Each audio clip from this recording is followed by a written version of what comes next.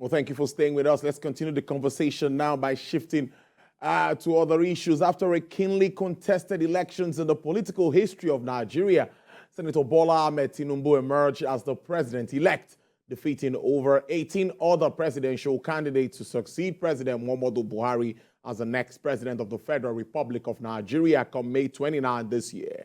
With less than 3 months to the commencement of the new administration, there are concerns from different quarters on how the incoming president will fix the economy, which has been in dire straits in the past few years. The country's economy, no doubt, has been faced with myriads of challenges, such as dwindling oil revenue, skyrocketing fuel subsidy, foreign exchange rate volatility, rising debt, high inflationary trends, and amongst others. Well, joining me via Zoom, I introduced him earlier to set some economic agenda for the incoming administration is the Chief Economist and partner at PricewaterhouseCoopers, Dr. Andrew Nevin. Dr. Nevin, thank you so much. It's really good to have you on the program. Oh, you're my brother. It's always great to be with you. Thank you. Thank you so much. Many are saying, or many analysts like you are saying, a lot of work is to be done, and there is no time to waste at all. We need to get to work. First, let's look at the macroeconomic issues and, some maybe issues around governance that need to be looked at very quickly. What is your understanding of all of this as we move on in the year? Well, I think a few things have to be at the top of the agenda. Let me start with oil production. Of course, for years I've said that we're not an oil economy. But the truth is, if we really ask ourselves why we're having an FX crisis, why we have the Naira depreciating, it's because we allowed oil to go from 2 million barrels a day to 1.0 million barrels a day, ticked up a little bit to 1.2 million barrels a day. The number one issue for the government is to get oil back on track. They passed the PIB, the PIA now, and we need to get that back those production numbers up.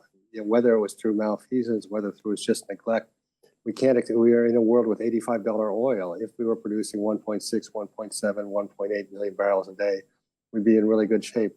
I think the second thing that is really critical is something that was really progress for the nation, which is the Ministry of Finance Investment Company.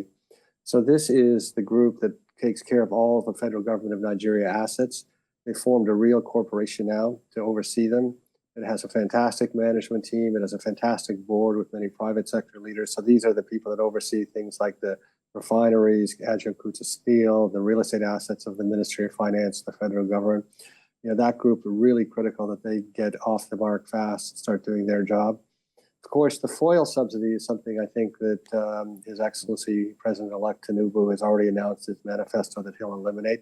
All the three major candidates said that. It's consuming the nation. It has to come to an end. So that's in the agenda as well. The fourth item that we've talked a lot about is increasing exports, but particularly around services. I mean, we have so many difficulties with the physical infrastructure, the customs, the port infrastructure, and meeting some of the quality demands of our trading partners. So exporting physical goods is not so easy.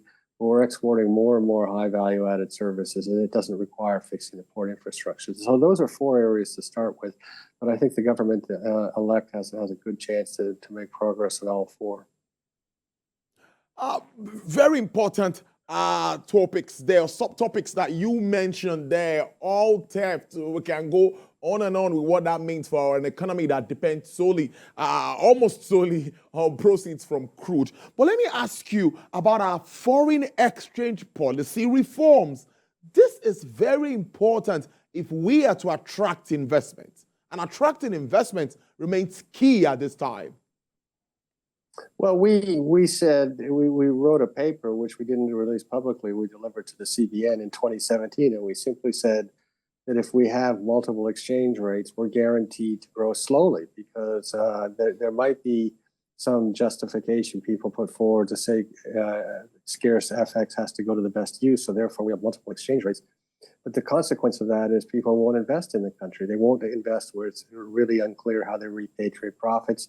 And that doesn't include just foreign firms, it also includes Nigerian firms. So what we said has come true. Because of that, there's been low growth for the last 7 or 8 years. And the only way to reverse it is, in our view, to have a liberalized exchange rate regime, particularly in an economy that's so open. There's so much trade particularly in invisible goods between Nigeria and the rest of the world, the flow of diaspora remittances. It simply does not work to have these multiple exchange rates that encourage round tripping, malfeasance of various sorts, and discourage investment. And of course, we used to put up a chart that said, look, our investment rate is about half of what it needs to be to grow at 6 or 8%. That continues to be true. And one of the major reasons for that is just the sheer confusion from the multiple exchange rates. So that's something that needs to come to an end very quickly if we're going to get our growth rate up to the 6, 8, 10% that we're capable of. Trade and tariff reforms also remains very important, particularly as we look forward to the getting the benefits of the AFCFTA, because I know some countries are already taking advantage of that, but Nigeria is yet to fully get into this. What more are you thinking? What is running through your mind in regards to our trade policies? How can we get it better? Well, I want people to remember the comparative advantage for Nigeria, whether it's an AFCFTA or globally, is in high value added services. We can export services. Services are bigger in the economy than goods. The services account for about 2/3 of the world economy. People seem to think when we talk exports, we're exporting physical things. These services include financial services. So you've got UBA and Access and others marching across the continent. Access bought a bank in South Africa, for example. That is an export of high value added financial services from Nigeria. We export Nollywood. We export Nigerian music. My wife loves Nigerian music. Fireboy played at the PwC AGM this year. It was just fantastic. But everywhere you go in the world, people are listening to Nigerian music. That is an export of high value added services. And then you have the things you typically think of, like business process outsourcing, call centers, software development. These things are all growing very rapidly in Nigeria, and people are earning FX from it. And our point has been, in the last big paper we put out, is that's the path for us. Let's focus on exporting the services, which are higher value added. India exports $200 billion worth of services. If we exported proportional to our population, that'd be about $35 billion. And we think we can do it. There's 28 million software developers in the world. That's numbers going to 42 million by 2035. We should have at least 1 or 2 million of those software developers in Nigeria by 2035. And then we won't have any FX problem. What we'll have is a rising Naira. As people want the Naira, and people who earn FX want to turn it into the Naira to buy things in Nigeria. So our path is really about exporting services. And of course, the most valuable services we ever exported are of course, our athletes. So we have all the incredible EPL players. I love watching Taiwo Awoniyi play for Nottingham Forest, though he's been injured recently. Of course, the most valuable export ever from Nigeria, which I'll claim is Nigerian, is Giannis Antetokounmpo, $1 billion franchise center forward for the Milwaukee Bucks. But that's what we should be exporting, our services. And given our infrastructure problems, our energy problems, other challenges with our governance system, it's just a much better path for us to focus on the export of services than trying to export physical goods. Let other countries produce low cost manufactured goods, and we export the high value services. Interesting stuff. Now, many will talk about having a conducive environment, a level playing ground where everyone can do business. That is what everyone would expect from any developing economy like Nigeria. I want to take you back to the Ease of Doing Business initiative and all of those initiatives that have been on before now. At the time, we had the Economic Growth and Recovery Plan. At the time, we got the Economic Expansion Plan. I think there was also a plan after COVID-19. Now, what do you think about integrating all of this so that we can have a headway? What sort of economic plan that would have that inclusive growth are you looking at? Do you see that proper handshake between the fiscal and the monetary side this time around? Well, I think if we look at PEBEC, and I was at the 5th anniversary of PEBEC, I guess, I think before COVID, in fact. So now it's maybe 7 years of PEBEC. I mean, Dr. Jumoke is a national heroine for Nigeria. She has done an amazing job, and her people. But the reality, they've been fighting uphill. We haven't made nearly as much progress on ease of doing business as we want. And one of the big reasons for this is because as we've had the oil revenues to the government to decline because of the production issues, we've ended up having the government try to extract more rent, more taxes out of the rest of the population. And it's just been counterproductive, and it fights against the ease of doing business. So I think we enumerated at PwC, there are something like 65 different taxes that corporations have to pay. And of course, every corporation in each of its sectors has to deal with multiple agencies, multiple MDAs, and it creates a complexity and complication of doing business that's really very difficult. So even though we've had PwC, even though we've had Dr. Jamoke, even though we've had the support of His Excellency, the Vice President, and the ease of doing business, if we're really honest with ourselves, we haven't made any progress. So this needs to be on the agenda of the new administration to make real progress in ease of doing business. And the starting point for this is less complexity. I mean, if you read the ERGP, and I had to read it because of my role, it's just so many programs, so much complexity, the introduction of new MDAs that we can't afford. I mean, nothing that was reported in the Orange Shea report in 2013 has ever been implemented, even though it was assented to by His Excellency President Buhari. So what I fear with the new administration is, are they going to start to create more complex programs that just don't move it forward rather than focusing on creating simplicity? Nigerians are fantastic entrepreneurs. I mean, we all know that. We don't have to repeat it.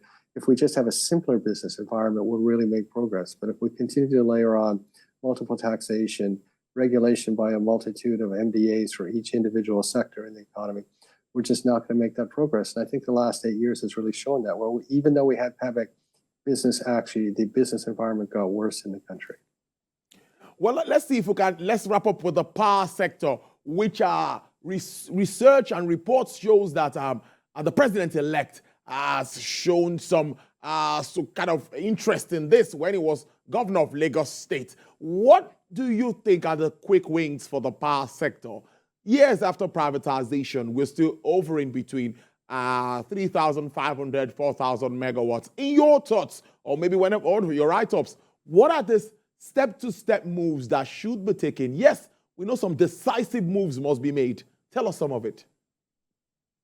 Well, I think the point we've made over the past few years is power should be a state matter.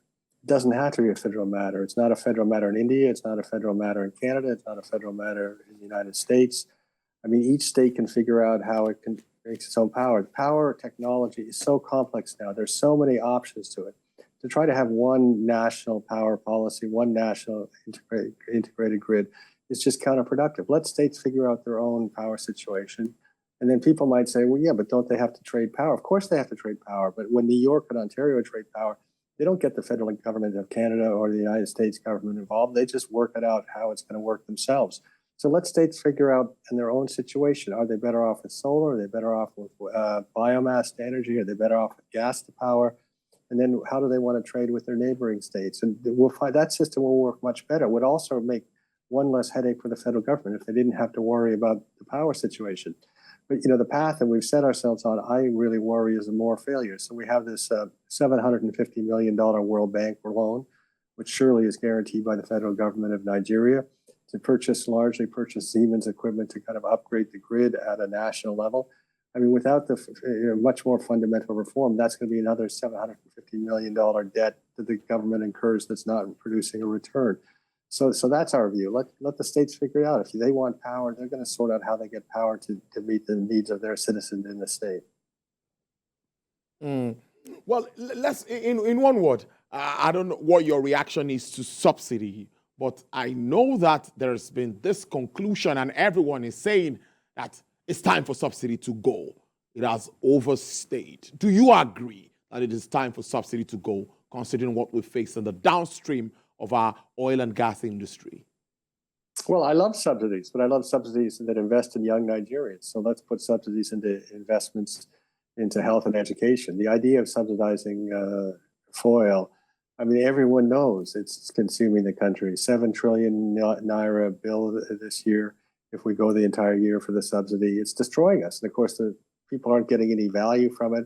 It mainly accrues to the rich or to products that are smuggled outside of the country, or just pure corruption in that. It in no way benefits the bottom of the pyramid, and it has to go. I mean, that's just the end of the matter. Otherwise, it'll destroy the nation. I mean, you look at our fiscal situation. I mean, people talk about our immense deficit each year. If you didn't have that 7 trillion hole, I mean, not only would the deficit shrink, but interest rates would come down, which would further help the deficit situation and the debt situation in the country. So it has to go. But I mean, President-elect Tinubu has come out, His Excellency Tinubu has come out, and as part of his manifesto, as I said, is to remove the subsidy. So I think people are expecting that. And all three candidates said the same thing. So it's come to an end. There's really no way in this country to continue this for oil subsidy. It's always nice talking to you, Dr. Andrew Nevin, Chief Economist, Partner, PricewaterhouseCoopers. Thank you so much for spending your afternoon with us. We don't take this for granted. Thank you. We appreciate it. No, thank you, Tola. Stay safe.